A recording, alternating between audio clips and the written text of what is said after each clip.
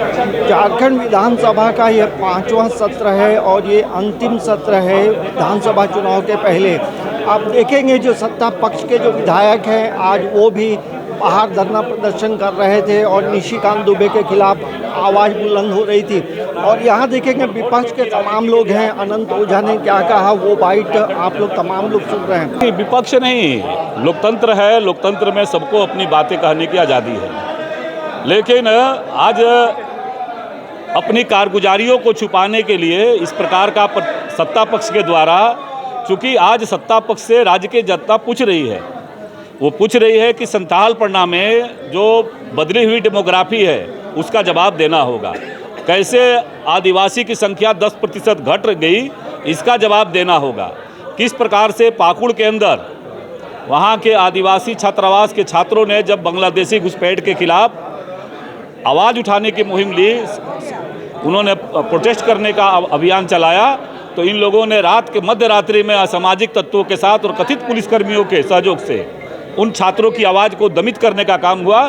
सदन के अंदर और सदन के बाहर सरकार को ये बताना पड़ेगा कि आखिर बांग्लादेशी घुसपैठियों के प्रति इतना जेएमएम कांग्रेस को प्रेम क्यों है। मैम, आज सत्ता पक्ष के लोग यहाँ खड़े हैं। सत्ता पक्ष के लोग को धरना देना कुछ है नहीं तो धरना में बैठे हुए हैं। धरना तो हम लोग देख रहे हैं किस तरह घुसपैठियों आज हमारे झारखंड में हर जिला में किस तरह से घुसपैठियाँ घुस रहे हैं।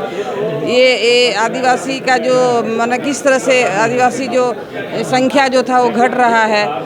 तो ये सब हम लोग धरना देंगे ना, इनका धरना देने का क्या है, धरना दे रहे हैं। नीरा मैम, ये बताइए आज सत्ता पक्ष के लोगों ने यहाँ धरना दिया और निशिकांत दुबे के खिलाफ जो उन्होंने बयान दिया था लोकसभा में, उसके खिलाफ इन्होंने आवाज़ उठाई। सबसे पहले तो सत्ता पक्ष का विज़न ही समझ में नहीं आता है कि ये क्या विज़न को लेकर के आगे बढ़ रहे हैं। 5 साल ये बिताने वाले हैं, लेकिन लोगों को जिस प्रकार झूठ बोल करके, ठग के, दिग्भ्रमित करके सत्ता हथियाने का काम किए, और आज ये आकर के धरना पे बैठते रहे। आपकी सरकार है, आपको जो मर्जी आप कर सकते हैं और कर सकते नहीं, आप तो कर रहे हैं।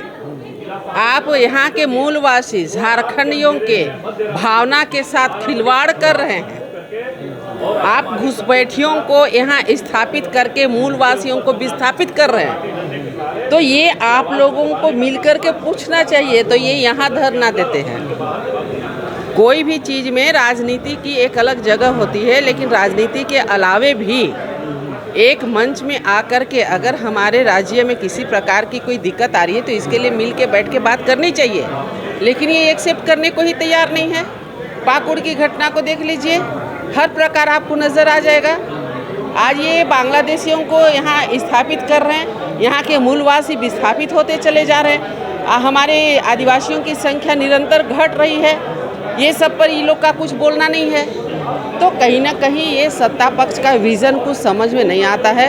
इसको ये अपना कुर्सी बचाने के लिए, अपने करतूतों को छुपाने के लिए आज यहाँ पर धरना पे बैठे। ये आप देखेंगे जिस तरह से दादा आज यहाँ भी बाहर धरना प्रदर्शन हो रहा है। देखिए, इन लोग उल्टे चोर कुतवाल को डाल रहे हैं। सत्ता में ये लोग हैं, राज्य के युवा सड़क पर है, राज्य के सहायक पुलिसकर्मी पर लाठियां चलवाते हैं। उसके पक्ष में इनके एक भी विधायक, सत्ता पक्ष के विधायक सरकार को सलाह नहीं देते हैं। तो आप इसी से अंदाज लगा लीजिए कि ये लोग कितना राज्य के युवाओं को कल्याण चाहता है। अगर राज्य के युवाओं को कल्याण चाहता है तो निश्चित तौर पर उन बहू बेटियों पर लाठी नहीं चलवाता, बल्कि उनको सम्मान के साथ उनके मानदेय बढ़वाते, उसको रेगुलर करने का प्रयास करता। पारा मेडिकल्स जो पारा शिक्षक, जो सहायक अध्यापक का पोस्ट दे करके उनका वेतन नहीं दे रहे हैं। जो 10th पास पारा टीचर है जो 13,000, उनको सामंजस्य कर लेता, तो ये उनके राज्य के कल्याण के लिए होता। झारखंड किसने निर्माण किया आप सभी जानते हैं। वाजपेयी जी की कृपा से यह झारखंड मिला है, और झारखंड जिसने दिया है वही झारखंड को संवारने का काम भी करेगा। लगभग राज्य बने 24 साल हो रहे हैं, और क्या इसी तरह से मतलब राज्य चलता रहेगा? क्या मुद्दों को लेकर एकजुट होंगे? क्या होगा? ये बंदर का हाथ में आदि। अटल जी ने झारखंड बनाया और बीजेपी ने संवारने का काम किया, लेकिन ये लोग झूठा वादा करके अभी सत्ता में बैठे हैं, जिसके कारण झारखंड का विकास नहीं हो रहा। और अभी तक ये सरकार यानी कि ठगबंधन की सरकार जो चुनाव में घोषणा किया था, वादा किया था, एक भी वादा पूरा नहीं करने सका।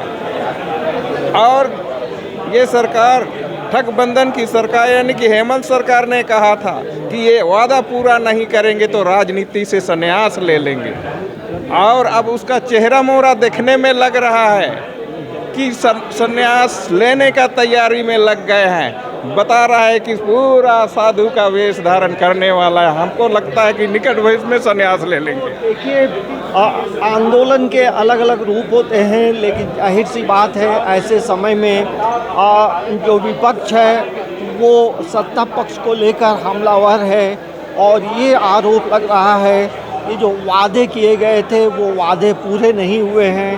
तो जाहिर सी बात है ये भी एक आंदोलन का अलग स्वरूप है। समाचार प्लस के लिए कैमरामैन नवल के साथ अंजनी कुमार, झारखंड विधानसभा, रांची।